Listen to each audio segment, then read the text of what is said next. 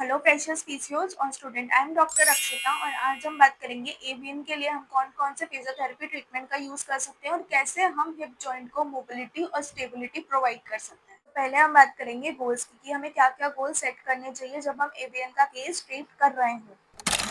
हमें उसका पेन और इन्फ्लामेशन को कैसे मेंटेन करना है, हमें उस पर ध्यान देना चाहिए। सेकेंडली, हमें जॉइंट को स्टेबिलिटी और मोबिलिटी कैसे प्रोवाइड करनी है, हमें उस पर कॉन्सेंट्रेट करना चाहिए। थर्डली, हमें ध्यान देना चाहिए कि उसकी सराउंडिंग्स मसल्स को हमें कैसे स्ट्रेंथनिंग प्रोवाइड करनी है। फोर्थली, हमें उसकी फंक्शन को कैसे रिस्टोर बैक करना है, हमें उस पर कॉन्सेंट्रेट करना चाहिए। फिफ्थली, हम उसको कैसे आगे डैमेज के लिए प्रिवेंट करा सकते हैं, कैसे हम ध्यान रख सकते हैं कि आगे कोई फर्दर डैमेज ना हो, हमें उस पर ध्यान देना चाहिए।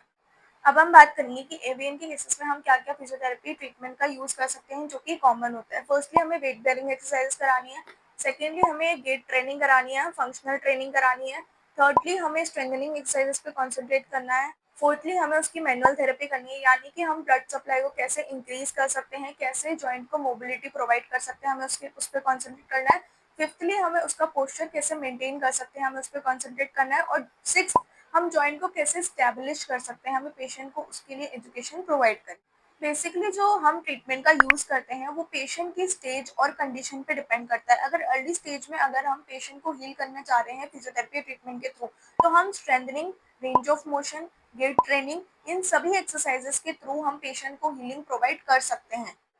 एडवांस स्टेज में हम फिजियोथेरेपी के साथ साथ अदर ट्रीटमेंट भी इंक्लूड कर सकते हैं, जैसे कि सर्जिकल ट्रीटमेंट और मेडिकेशंस। सो ये था एवेस्कुलर नेक्रोसिस का physiotherapy management. Thank you for watching the video.